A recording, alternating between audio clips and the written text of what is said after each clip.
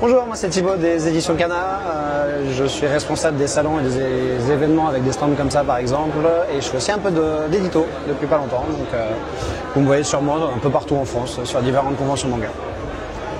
Écoute, merci de prendre ce temps de cet entretien. J'avais fait une demande, mais bon, vous étiez archi comblé, donc je suis venu un petit peu à l'arrache et t'as pas hésité à dire oui. Pas de souci. Je voulais m'attarder d'abord sur la collection Sensei, qui j'estime a besoin de plus de lumière. Enfin, voilà, j'aime bien un peu appuyer sur ça. Et sur, on verra ça ensuite, sur un auteur précis qui est Kazuo Kamimura.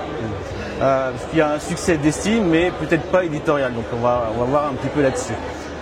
On y revient. C'est pour ça que j'ai décidé donc de t'interpeller. Parle-nous un petit peu de cette collection Sensei. Collection Sensei, il y a plusieurs choses. Beaucoup de choses qui ont été sorties à une époque où on travaillait avec des titres asiatiques autres que japonais. Tu as pas mal de trucs qui sont coréens sortis il y a longtemps pour le coup. Je pense à des trucs qui sont sortis vraiment il y a des années. Et beaucoup de trucs japonais, il y a de la BD hongkongaise, il y a beaucoup de choses. Et on y trouve beaucoup de titres destinés à un public plus adulte, aussi à la frontière avec la bande dessinée, pas mal de choses différentes comme ça. On a bien évidemment des éléments très phares qui portent la collection Sensei et qui portent aussi la collection Made in, puisqu'en fait tu as deux trucs différents. Oui, c'est la question que je me posais, vraiment la différence entre Made in qui fait très auteur qui est reconnu comme artiste on va dire, et Sensei qui donnait une impression de patrimonial. Mais en faisant mes recherches, j'avoue, c'est pas que ça. C'est grosso modo c'est ça. Après c'est toujours pareil, c'est toujours très compliqué d'avoir des collections qui sont juste dans leur entièreté, parce que tu sais, il y a plein de titres que tu sais jamais où tu vas les mettre, parce que si tu vas avoir une politique d'auteur, tu vas être un petit peu ici, mais en fait tu vas aussi être un petit peu par là. En fait, il faudra créer une autre catégorie et tu t'en sors jamais, donc du coup tu as vraiment un peu tout. Je vais vous embêter un petit peu là-dessus, justement, des trucs que j'ai remarqués, mais voilà, vous pouvez répondre normalement. Pas de souci. Il n'y a pas de souci. Donc on compte évidemment Kazuo Kamimura avec des titres phares comme Lorsque nous vivions ensemble. Comme moi dernièrement, ce que j'ai adoré, ce qui m'a poussé un petit peu à venir vers vous, c'est La Plaine du Kanto. Ouais. Il faut dire que c'est, j'ai toute la collection en numérique que j'ai acheté en numérique. Je dis bien acheté, on parle de numérique, pas de scan. Et c'est en lisant La Plaine du Kanto que je me suis dit, il faut absolument que j'aille les voir et que j'achète les tomes. C'est son plus personnel, La Plaine du Kanto. C'est un truc où il raconte son histoire et là où il a grandi. Il s'inspire vraiment de ses racines natales et c'est vraiment des plus persos, je pense. Ou Kamimura qui a l'habitude de mettre souvent des femmes fortes au cœur de ses récits. Ouais. Là, c'est vraiment différent aussi. Ouais. Mais il y en a aussi, bien évidemment. Mais vraiment, on sent qu'il y a quelque chose de, je ne sais pas d'autobiographique, mais qui s'en inspire, ça c'est évident. Ouais. D'ailleurs, ça m'a presque donné envie. Mais il n'y a pas un livre là qui sortirait, qui raconterait sa vie. Il existe un artbook qui raconte sa vie, qui a été sorti au Japon, qui est tout toilé bleu avec la fameuse image de Lorsque nous vivions ensemble, de la femme qui pleure, tu sais, avec la larme qui passe comme ça, qui se transforme en fleur derrière, qui est super bien. Le problème, c'est que c'est un travail de traduction gigantesque. Ah oui. C'est un truc qu'on se pose toujours la question de savoir si on le sort ou non, mais pour le moment, c'est un truc, je pense qu'on garde sous le coude. On sait qu'il existe, on sait la valeur qu'il a. Surtout pour le coup, ça raconte la vie de Kamimura avant qu'il se mette au manga, ça replace un peu dans le contexte aussi de ce qu'il était, ce qu'il faisait, et surtout ce qu'il a fait aussi autour qui n'est pas publié en France. C'est-à-dire qu'il y a beaucoup de facettes, on l'a vu ça avec 13 nuits de vengeance déjà quand on l'a sorti l'année dernière, l'année d'avant, je ne sais plus, qui est un manga horrifique, qui n'est pas du tout les trucs qu'on a sortis de Kamimura jusqu'à présent. Effectivement, on avait l'impression qu'il y avait une ligne éditoriale par rapport à Kamimura, et c'est vrai qu'avec ce titre-là, qui est de l'horreur, on a l'impression que vous ouvrez à d'autres choses et peut-être qu'il y a une possibilité d'autres... Ça pour le coup c'est mes collègues à l'édito qui s'en occupent. Je t'avoue que j'ai pas la main mise là-dessus, mais effectivement Kamimura en fait a plein d'autres facettes qu'on connaît moins nous du coup en France, puisque les titres qu'on a sortis c'est plus dans de la tranche de vie, de précurseur féministe, tel qu'on le connaît à travers les médias et la presse et le succès d'estime qu'il a eu avec le temps. Mais Kamimura est beaucoup plus riche que ça, il n'a pas fait que ça, il a, notamment dans Star Book, il y a des illustrations de séries que j'ai jamais vu passer, même en Italie où il est extrêmement bien publié. Où c'est vraiment d'autres facettes de sa personnalité. Oui, j'aimerais voir arriver ces trucs-là, mais après c'est toujours pareil, c'est des réalités commerciales, donc même si tu as toute la bonne volonté du monde, il faut quand même se rendre compte de ce que coûte un livre, une traduction, l'impression, la promotion, tout ça. Donc Kamimura, on continuera de le pousser, on continuera de sortir des trucs dessus. C'est juste qu'il a été prolixe, vraiment. Il y a énormément de choses. Donc faire le tri. On va passer là-dessus assez rapidement. Et ça va. Effectivement, je l'ai pensé entre voilà, les attentes éditoriales et aussi peut-être des souhaits collégiales qui veulent encore éditer, alors que j'ai fait un peu les comptes. Aujourd'hui, ce qui passe vraiment un peu, qui a un petit peu un succès, c'est les Snowblood. Nous, tous les autres, ils n'ont pas vraiment trouvé un plus large public. Ah si, moi je peux te le dire, pour faire beaucoup de salons, je peux te dire que Kamimura c'est une porte d'entrée dans le manga. Ouais. Kamimura, tu mets un club des divorcés, un Fleur de l'ombre qui sont des types, donc 2 tomes, c'est pas engageant, c'est ça qui est bien avec Kamimura, c'est que c'est rarement très long. 2 tomes pas engageants et t'as plein de gens qui commencent par ça parce qu'en fait ils ont l'image du manga, Super Hero, Dragon Ball, Naruto, Hunter x Hunter et tous ces trucs là et ils pensent pas qu'en fait on puisse traiter dans le manga des thématiques. Encore plus pour le cas de Kamimura, c'est-à-dire que quand on leur dit c'est un mec qui vit dans les années 60-70, qui a fait de la publicité d'après-guerre et qui se retrouve à faire des trucs précurseurs féministes. À l'époque, il y avait déjà toute une génération d'autrices qui étaient déjà précurseurs sur ça, mais lui était dans ce mouvement-là aussi. Les gens nous regardent avec des yeux comme ça, surtout que le Japon à l'époque, il fallait quand même se rappeler aussi le contexte d'après-guerre, reconstruction de pays, ultra-patriarcal. Donc ouais, non, ils sont piqués un peu par ça, et ils sont piqués un peu par ça. Pour le cas de Kamimura, par l'aspect graphique, qui est un truc assez singulier, c'est que Kamimura il a vraiment son univers et j'ai jamais eu l'impression qu'il ait de réels descendants non plus graphiques. Tu vois, non, c'est vrai. C'est-à-dire qu'il n'y a personne qui a pris Kamimura qui sait moi je vais être l'élève de Kamimura ou le fils de Kamimura.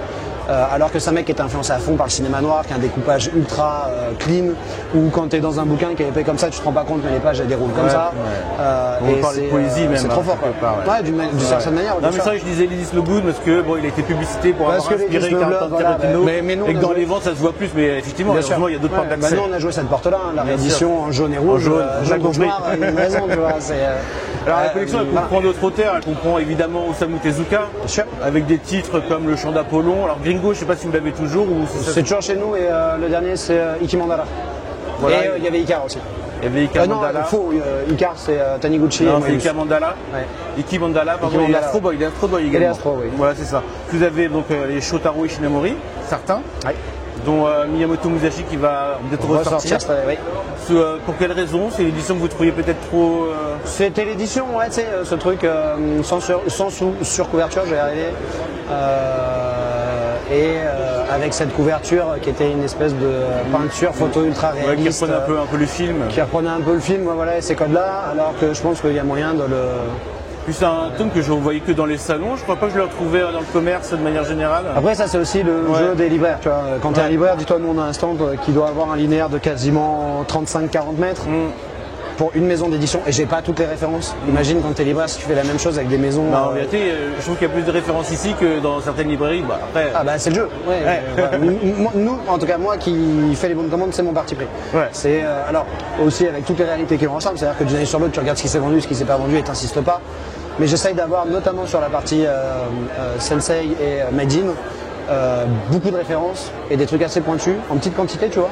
Mais pour justement un peu au festival de la BD ou c'est d'une manière même à Japan Expo plus sur Angoulême, Quai des Bulles, qui ont vraiment ce public mixte entre bande dessinée, manga, comics et qui brassent un peu tout ça et qui du coup ont plein d'influences différentes et qui sont curieux de découvrir et qui sont très à l'écoute de ce que nous on a à dire, tu vois, parce que des salons manga, généralement les gens sont très calés, voire plus calés que toi parce qu'ils lisent des scans et ils sont en avance sur ce que toi tu es en train de publier, donc c'est une discussion qui n'est pas la même. Ici on a beaucoup de gens qui sont là pour découvrir et qui sont demandeurs de ça. Et pour ça, il faut aussi trouver la bonne porte d'entrée. C'est-à-dire que, oui, Kamimura est une bonne porte d'entrée, mais ça se trouve, la meilleure porte d'entrée, par exemple, tu tombes sur un fan de Metal Hurlant, je pense à Moebius. On parlait d'Icar tout à l'heure, qui est une collaboration entre Moebius et Taniguchi, incroyable. Number Fight de Matsumoto, c'est un hommage au moins de Metal Hurlant, tu vois, ce genre de truc. Donc vraiment, avoir des points différents en fonction du profil que tu as en face de toi, parce que le but du jeu, c'est oui, effectivement, c'est de vendre des bouquins, mais c'est aussi de faire en sorte que la personne soit contente. Et nous, on le voit d'édition après édition, les gens reviennent parce qu'ils sont contents de nos conseils, parce qu'ils sont contents des vendeurs et des vendeuses avec qui on bosse, et qui sont tous dans cet esprit-là, en fait. Certes, on est tous là, et c'est une réalité pour vendre des bouquins, mais on est là pour bien les vendre. On n'est pas là pour survendre, on est honnête avec les gens, on veut trouver le bon truc qui fonctionne, parce que c'est comme ça que ça fonctionne. Et c'est pas en faisant des bêtes résumées, en racontant l'histoire que tu vas réussir à vendre ton bouquin, c'est en captant ce qui, chez la personne en face, a de la résonance. Ça va parler d'émotion, ça va parler de ressenti, plutôt que de l'histoire en elle-même, bêtement. Tu vois. On peut presque s'estimer heureux que vous n'ayez pas un auteur qui vous accapare tout entier et que vous soyez remplacé par des libraires alors. Ah non, c'est clair. Dans la collection, il y a aussi Leiji Matsumoto, on connaît Captain Albator, Queen Esmeraldas. Il y a Galaxy Express sont plus connus au Japon. Ouais, mais vous le présentez encore ou pas? Oui, je l'ai ici. D'accord, mais il n'est pas dans la collection Sensei. Il est en shonen, je crois, de mémoire. Ouais, il y a encore. Et alors, c'est un auteur que je ne connaissais pas, je l'ai découvert, c'est Ainawa Kazuichi avec les contes fantastiques. Je ne sais pas si vous les avez. C'est encore disponible? On l'a ici, ouais, les contes fantastiques. D'accord, ok. Alors, c'était des personnes décédées. Je me dis qu'il y a ce côté un peu à l'époque, ils étaient vivants. Mais il y en a un que j'ai oublié, c'est Monkey Punch. Vous avez aussi fait l'anthologie de Lupin 3. Ouais. Alors, je ne sais pas si ça a répondu à vos attentes. On sait qu'en Italie, il y a eu quand même plusieurs anthologies ou une série, je ne sais pas. Peut-être que vous savez mieux que moi. Vous avez envie de réitérer sur un tome d'anthologie ou... Je t'avoue que ça, pour le coup, c'est pas moi qui m'en occupe. Moi, de ce côté-là, le seul retour que j'ai, c'est les salons. Et en fait, les gens étaient très contents de voir Lupin arriver. On est tous en attente, je pense, de la série un jour peut-être. Maintenant, c'est toujours pareil, tu sais. Moi, j'ai pas la tête dans ce qu'on appelle les comptes d'exploitation, c'est-à-dire que tu vas mettre en face de combien coûte une série, entre la trad, l'impression, les droits d'achat, la distribution, et ainsi de suite, et ce que tu vas vraiment vendre. C'est pas moi qui m'en occupe, ça pour le coup, c'est encore au-dessus, donc j'ai pas le nez dedans. Bien évidemment, on serait tous contents que ça existe, mais pour le coup, moi j'ai aussi cette réflexion de est-ce que c'est viable?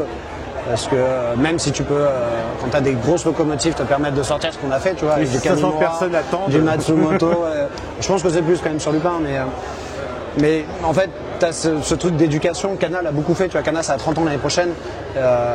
Moi j'ai découvert l'univers des mangas très tard, vraiment très tard, et c'est avec Kana que j'ai compris toute l'amplitude et tout ce que tu pouvais faire en manga. C'est-à-dire que Kana a vraiment joué ce truc d'éduquer les lecteurs à un format qui pendant longtemps a été réduit à quelque chose d'enfantin, de baston, de tout ce que tu veux. Nous on a, comme on en parlait avant Kamimura, les Leiji Matsumoto, les Taiyu Matsumoto, les Asano, tous ces trucs-là, c'était des risques à chaque fois à prendre. Oui, la collection Medine était très risquée. Voilà, très risqué, alors des fois moins parce que tu vois quand même le potentiel, mais le fait quand même de faire l'effort. Vous pouvez proposer la collection Saka par exemple, à un moment où le public n'était pas prêt. La collection quoi? Saka de Casterman. Ah oui, pardon, tu parles de Saka de Casterman, oui, carrément. Où le public n'était pas vraiment prêt. Saka c'est pareil, et même Casterman, parce que pendant longtemps tous les Taniguchi ils sortaient sous le label Casterman, ils ont fait un travail d'éducation de masse, tu vois. Taniguchi était plus connu en France grâce à eux. Moi je pense par exemple à des autrices comme Kyoko Okazaki qui n'ont pas été reconnues à leur juste valeur, il y a plein d'autres, je ne peux pas tous les nommer.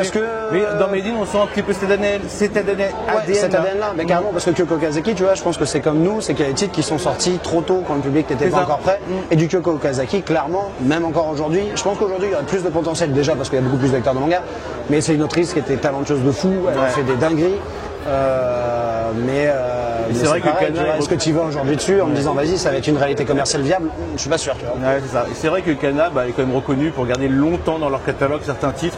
On pense à Ushijima. Tant qu'on a les droits, on continue et on les réimprime, et même si ça coûte plus cher de réimprimer, même si ça même pas en réalité.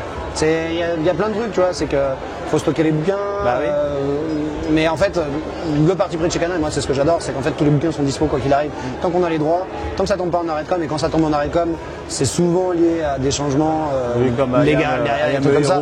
Par exemple, qu'on aurait dû ressortir dans son intégralité. Mais alors, je trouve ça trop bien, tu vois. Ça va pas être une question qui fâche, parce que tu en as déjà un petit peu parlé, l'air de rien, un petit peu avant. Pourquoi ne pas intégrer Ryoko Ikikada, donc avec La Rose de Versailles, dans cette collection Sensei? Parce que c'était sorti avant, et surtout La Rose de Versailles, ça garde ce côté. Le shoujo, c'est pas que des romances. Ça peut être aussi des récits un peu plus aventureux, on va dire, des trucs comme ça. Après, tu vois, Galaxy Express, c'est toujours en shonen. On aurait pu le rapatrier aussi dessus. Oui, c'est parce que je pensais un petit peu à l'édition, le format, je trouve qu'il correspondait beaucoup vraiment à la collection, en plus patrimoniale. C'est les pavés à l'Albator, oui, évidemment. Ouais, carrément. Ça, pour le coup, c'est les choix édito, et j'avoue que moi, j'ai pas beaucoup là-dedans. Mais ça pourrait changer, je vais pas insister, mais ça pourrait changer dans le futur en tant que nouvelle édition. Rien du tout, je pense pas, en vrai. Bon. Je pense qu'en l'état, à moins de faire vraiment une collection rétro, je vois pas vraiment l'intérêt, parce qu'il faudrait tout ressortir dans un autre style. sachant qu'il n'y a pas vraiment de matos inédit qui sortent sur ce genre de série. Il faudrait trouver un vrai intérêt éditorial et pour le lecteur en fait, plutôt que juste dire j'ai refait la maquette et j'ai changé le logo. Ouais, parce qu'en fait je me suis quand même dit que la collection Sensei c'est une collection qui est là un petit peu pour, comment dire le mot, qui a pour but de survivre à travers le temps. Et qui a pour devoir d'exister en fait. Et je me dis que c'est tout à fait l'œuvre qui aurait sa place là. Après tu vois, nous sur les linéaires de vente, alors pas ici, ici on l'a fait, on les met dedans tu vois. D'accord. On fait des linéaires de vente qui sont pas selon les collections, on réfléchit pas bêtement, on essaye de faire un truc logique tu vois. T'as aimé Albator, généralement moi j'ai beaucoup de mamans qui viennent me dire, qui me disent vous savez c'était mon premier amoureux, et qui découvrent la Rose de Versailles à côté en mode c'était la Rose de Versailles, les Oscar, et puis tu vois ça part comme ça. Et ça c'est le gros avantage de Kana classique, donc les BD qu'on fait, les Goldorak, Albator, Sensei, c'est que ça a rallumé cette flamme là, et flamme qui est sortie cette année, et il y a plein de gens qui redécouvrent à travers les BD ces héros du passé et qui du coup font la passerelle inverse, c'est-à-dire aller voir le manga après et des années après. Et c'est trop bien parce que du coup ils découvrent c'est aussi une porte d'entrée pour eux tu vois. Alors, il y a un autre auteur qui a marqué cette collection, et d'autant plus depuis qu'elle n'est plus disponible, c'est en France, c'est Shotaro Senpai, à qui on doit Kamuiden. Oui. Alors, je sais que tu n'es peut-être pas la personne à qui il faut le demander, mais on a vu qu'au final, cette licence... Alors, je formule et je te laisse répondre. Ouais. On a vu qu'au final, elle a été relicenciée à l'étranger, ce qui n'était absolument plus... Uniquement aux États-Unis. Ah, je crois que c'était en Angleterre. Non, uniquement aux États-Unis. Donc, ils ont eu une édition. Et effectivement, on se demandait si vous seriez sur les chapeaux de roue. On est bien évidemment allé voir, on leur a dit oui, ça bonjour. vous a intéressé. C'est la question en fait. On sait ce que c'est Kamuiden, on sait ce que c'est d'un point de vue éditorial, on sait ce que ça représente, bien évidemment. Ça ne ressemble pas forcément des ventes, mais ça revient dans votre collection. L'intérêt patrimonial de ce qu'on disait avant et de tout ça, non, bien évidemment, on est au courant. On le sait, et bien évidemment qu'on est allé voir et qu'on leur a dit attendez, nous ça nous fait des années. Vous êtes allé voir, le souci c'est quoi? C'est que quelqu'un d'autre est aussi allé voir ou... Non, pas du tout, c'est pas une histoire de quelqu'un d'autre, ils nous ont dit c'est comme ça, pas autrement. Ah d'accord. Il y a des choses, il y a des réalités qui peuvent paraître irréelles et où on se dit bah non, ça peut pas être ça et ils y sont pas allés machin, bien sûr que si, on sait, on fait notre travail de veille, on sait ce qui se fait ailleurs, on est bien évidemment respectueux de ce qu'on a fait. Vous n'avez pas fait le deuil quoi. Sortir. Vous aviez pas fait le deuil. On a toujours fait le deuil bien sûr, mais c'est juste que c'est frustrant je pense de voir ressortir un truc ailleurs quand t'as dit que c'était impossible de le faire, tu sais. Mais du coup, bien évidemment qu'on est là, mais pour le moment non. Si quelqu'un veut vraiment l'avoir remis en scan trad, il va s'acheter la version américaine. Non, tu t'achètes la version française d'Ocas, t'es patient, tu fouilles les librairies. Tu sais, les librairies d'occasion, tu peux encore en trouver du Kamuiden à moins de ce que tu penses. Faut être patient. Moi j'ai trouvé des trucs, alors je parle pas de Kamuiden, je parle des trucs genre NPD Psycho et compagnie qui sont introuvables et très chers. Je les ai trouvés en librairie d'occasion à des tarifs tout à fait corrects. Et c'est juste qu'aujourd'hui le manga va en poupe. Ça ressort un trait de l'humanité que j'aime pas, qui est le grid, tu vois. C'est profiter des gens et être bête et ce bien culturel ne devient plus un bien culturel et les gens qui vont se l'offrir vont même pas faire d'effort de lire. T'as déjà eu un Kamuiden dans les mains? C'est du papier de Bible, c'est 2500 pages comme ça. Viens de dire que le mec qui te vend le tome 2 à 300 balles, il l'a lu. Je ne suis pas sûr. Moi non plus. C'est juste quelqu'un qui veut profiter lâchement d'une situation. Mais il l'a quand même acheté l'origine. Il l'a acheté et puis voilà, écoute, c'est le jeu aussi après. C'est une réalité, c'est l'offre et la demande et c'est comme ça. Alors, je vais prendre à contre-pied un petit peu tout ce que j'ai dit. En 2024, vous avez sorti un titre, enfin ce que j'ai dit, par rapport à un truc que j'ai remarqué, qui est considéré comme, pour certains comme l'une de vos meilleures sorties, meilleure lecture de l'année. C'est Yamada Murasaki avec Shinkiraki derrière le rideau de la liberté. Et je remarque que c'est aussi votre première autrice dans cette collection. Laisse-moi réfléchir. En Sensei, faudrait vérifier, il y a un ou deux titres qui étaient... Peut-être, ouais. Mais sûrement. Néanmoins, faudrait vérifier. Néanmoins, les retours critiques sont absolument géniaux. C'est incroyable. Moi, je l'ai téléchargé, je n'ai pas encore pris le temps de le lire, pour te dire. Profite. Et je pense que si, évidemment, j'ai le même coup de cœur que certains qui sont autour de moi, j'irai l'acheter le bouquin. Est-ce que tu as des choses à dire dessus? C'est ma lecture préférée de l'année dernière aussi. Est-ce que tu peux en parler pour donner envie? C'est un titre, c'est une autrice qui faisait partie d'une génération de précurseuses aussi au Japon, qui ont très tôt, dans les années 60-70, mis sur la table, 70-80 même, mis sur la table des sujets de société de fond, l'identité de genre, l'égalité entre femmes et les hommes, la place de la femme au Japon, des urgences écologiques aussi, digne dans la droite lignée d'une moto Hagio ou de ce genre de choses, tu vois. En plus contemporain de ce que j'ai vu. En plus contemporain, oui, mais tu vois, dans la descendance de ça. Donc cette petite-là, c'est une femme au foyer qui se pose beaucoup de questions sur sa situation, c'est ça? En gros, ça va être le portrait d'une femme au foyer qui, à travers plein d'instants de vie différents, c'est pas une ligne rouge continue, c'est plein d'instants de vie différents, va faire exploser ce costume qu'elle s'était mis sur le dos de la bobonne, bien sur tout rapport, qui attend son salariman qui rentre démoli à 4h du matin parce qu'il avait picolé dans des bars, qui s'occupe des enfants à la maison, qui n'a pas vraiment de trucs pour elle, et qui va en fait au fur et à mesure d'instants fendre son armure et ce costume qu'elle a sur elle pour reprendre le contrôle de sa vie. Elle va reprendre un travail alors que ça se faisait pas du tout sans demander l'accord de son mari à l'époque. Ce genre de truc, tu vois, prendre du temps pour elle, lui dire bah aujourd'hui les gamins c'est pour toi, le mec est dépassé parce qu'il sait pas faire, ou tu vas faire la bouffe machin, et en mode rébellion, et c'est ce qui est normal, hein, mais c'est fou de dire ça quoi. Parce que je l'ai feuilleté quand même, je revois des planches. Et rien que quand tu fais le speech, ça donne des frissons, parce qu'on la voit, comme sur la couverture par exemple, si tu veux le montrer, hop. À la fenêtre en train de fumer une clope. Voilà, on la voit posée. Dans la sélection patrimoine. Voilà, on la voit posée sur le balcon, et puis rien que ça, cette image elle parle beaucoup, rien que... T'as ça, et t'as aussi ce que je trouve vraiment cool, c'est cet aspect graphique avec des lignes fines, avec des cheveux qui sont avec un... montrer si tu veux. Avec un gros marqueur. Attends, j'ai posé sa marque.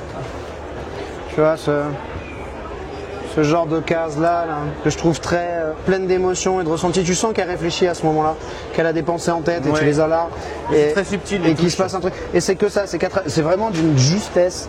C'est ce que j'aime là-dedans, c'est que c'est d'une justesse d'écriture folle et surtout une mise en page et une manière de le dessiner qui fait que tu saisis tout de suite ce qu'elle cherche à te dire. Et c'est trop bien du coup, ça c'est vraiment coup de cœur. Faites-le vous offrir, achetez-le, offrez-le, j'en sais rien. Mais, et à la fin vous avez un très très long édito qui replace justement le contexte de l'œuvre au Japon au moment de sa sortie, de ce que c'est, ce que ça représente. Et c'est trop bien. Super. C'est trop bien. Merci pour la reco. J'ai aussi un truc, alors c'est long, je suis désolé. Pas de soucis. J'ai été étonné de retrouver dans cette collection du Katsuro Otomo et du Naoki Urasawa. C'est pour ça que je ne savais plus si c'était patrimoine ou plus. Ou pas mais c'est que tu es aussi sur le Seinen, tu es aussi sur le label Seinen. Et, du Made in, du Urasawa, il n'y en a pas en Made in. Non, on est sur le label Sensei. C'est pour ça que j'étais étonné. En Sensei, tu as du Urasawa. Ouais, tu as Anthologie. Ah oui, son tout premier. Oui. Et la Garde du Sultan. Oui, non, ça c'est pour Otomo, mais pour Urasawa. C'est l'anthologie, du coup, c'est ces histoires courtes. Pineapple Army, il vient juste de sortir. Pineapple Army, Ok. J'étais étonné. Oui, parce que c'est des questions de période et de date de publication, je pense. Surtout que Pineapple Army, pour le coup, tu parlais d'Otomo. Ça pue le Otomo à l'intérieur. C'est un moment où Urasawa, il est pas du tout, il n'a pas son style graphique encore à lui. Et c'est vraiment, c'est du Otomo à 100% à l'intérieur, dans le design des persos, dans le découpage. C'est hyper bien du coup. Et ouais, il y avait du Otomo avec la Garde du Sultan où Otomo était au scénar et c'est ses assistants qui dessinent le mémoire. Et par contre, on avait l'anthologie effectivement des travaux d'Otomo qui étaient très intéressantes d'un point de vue éditorial et pour la politique d'auteur, puisque tu le voyais tenter des trucs, tenter des concepts un peu loufoques, tenter des découpages un peu random, et c'était cool. C'était marrant. Ouais. Alors j'ai pas pu m'empêcher de penser, la même chose qu'avec La Rose de Versailles, et pourquoi Paradise Kiss n'est pas également dans cette collection avec Aya Aizawa. Vous dites que ça pourrait être la même chose, vous avez fait une intégrale qui ressemble à une sensei en vérité. De quoi, le Paradise Kiss? Ouais. Pas du tout la même époque de publication. Après ça ressemble un petit peu à ce que propose, les histoires courtes de Naoki Urasawa, c'est pas vraiment la même période? Non, il était plus vieux. Ouais, c'est plus vieux. Bon, ça me semblait, pourquoi pas maintenant? Non, c'est juste que le format en fait est vraiment très bien et c'est surtout ça nous permet de proposer des titres complets à des tarifs vraiment. L'intégrale Paradise Kiss, c'est 5 volumes qui sont reliés dans un pavé comme ça, c'est 19 €. Faut quand même le voir. Super intéressant. C'est super intéressant. En fait, c'est ça l'avantage de ces formats-là. Ouais. Ce qu'on a expérimenté avec Albator aussi, c'est un énorme pavé, c'est 25 balles. Il y a une réalité financière aussi, tu vois. C'est réussir à proposer un produit pas cher, quali, et du coup tout le monde est gagnant quoi. Ouais. Eh bien revenons sur Kazuo Kamimura. Oui. Donc il y a le désir, ce qu'on disait, de publier ses œuvres, mais aussi de continuer à publier ses œuvres. Tu parlais de 13 minutes de vengeance, qui en plus surprend parce que on part dans de l'horrifique, ce qui n'était pas vraiment habitué. On était plus habitué à quoi? À quelque chose souvent de pas moral, de poétique quelque part, mais de plus nocturne. Oui, aussi, oui, un petit peu. Voilà, et comme tu disais aussi, des femmes fortes. est-ce que tu peux nous parler de cette décision de continuer en fait Ça pour le coup c'est pareil, c'est mes collègues qui s'occupent de ça. Donc c'est collégial moi en fait pour l'histoire. En fait la question c'est ça vient d'un fou dans votre maison d'édition ou c'est collégial? Non, c'est Yves Schlier qui est au moment qui est créateur de Kana initialement avec Christelle Oulons.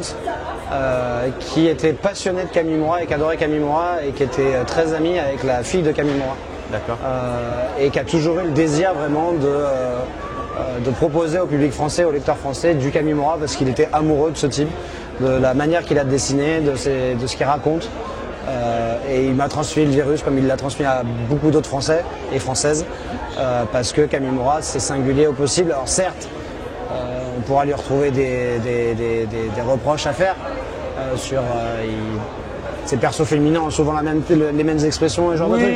Mais c'est le mec qui m'a le plus fait vibrer, je pense, sur un auteur que je découvre et j'ai envie de me plonger dans sa bibliographie et de voir ce qu'il fait et je suis curieux, tu vois. Je pense que le plus grand public, s'il y a quelque chose à critiquer là-dessus, moi quand je lis La Plaine du Canto, je me suis dit si c'était Bastien Vivès, il prendrait cher.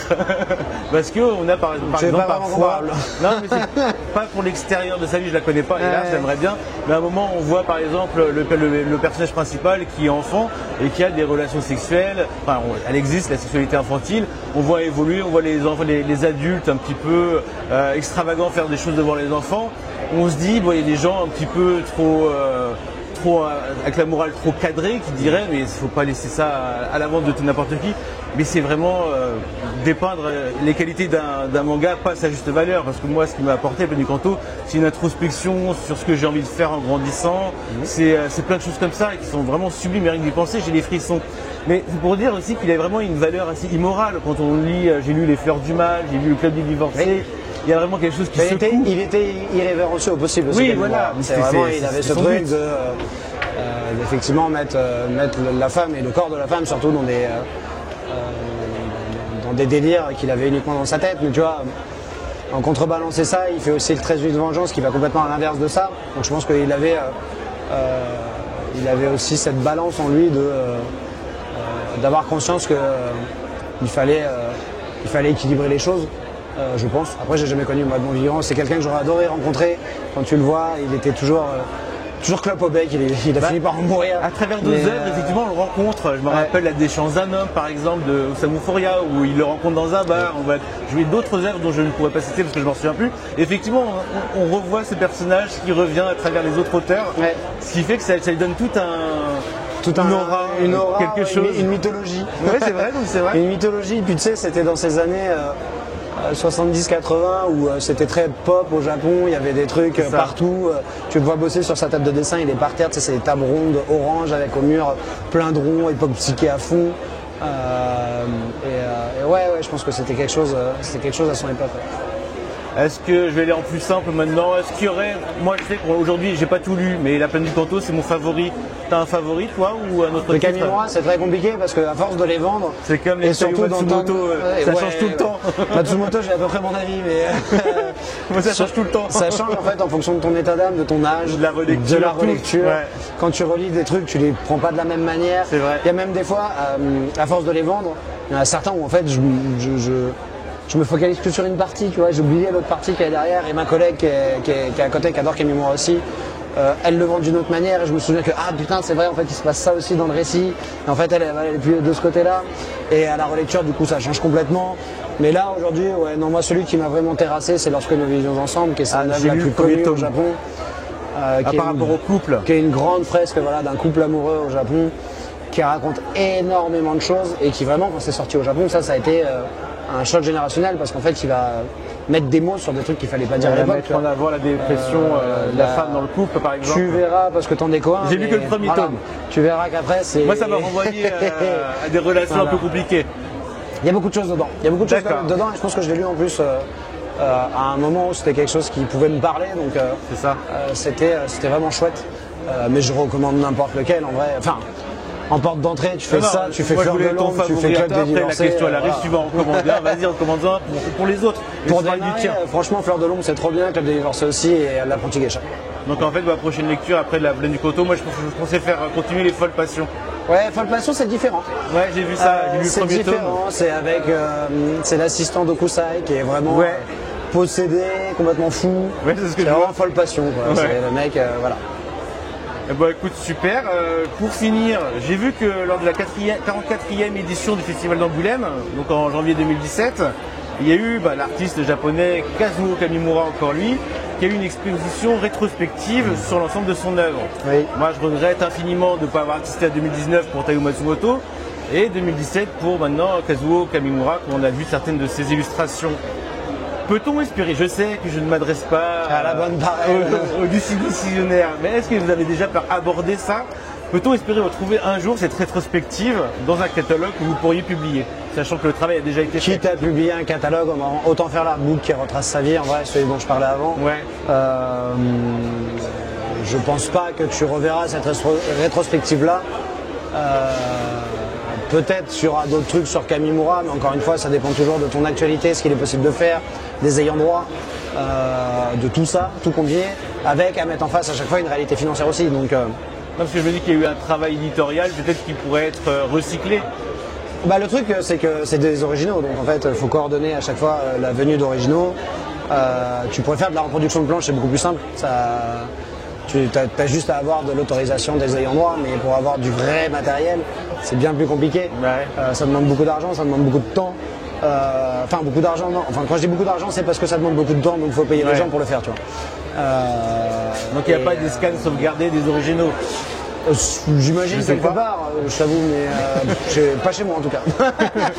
Écoute, merci pour tout, merci pour le temps que tu m'as accordé. Merci à toi. J'espère que je t'ai pas trop gonflé. Non, ça me change en fin de journée, ça me permet de parler. Super. Je devine que tu vas commencer à être à faune. J'ai pas trop forcé, mais en même temps, j'ai un peu abusé avec les courants d'air et puis le temps pourri qu'il fait ici, comme à chaque fois. Donc là, on est vendredi, demain, c'est la grosse journée. Demain, c'est la guerre. On espère, du moins. Il restera encore dimanche. Écoute, bonne continuation. Je sais pas si on te verra sur la vidéo avant que ce soit fini Angoulême, mais en tout cas, l'année prochaine, je serai là. Et si vous passez, n'oubliez pas la collection Sensei. T'es gentil, merci. Voilà, merci à toi. Salut.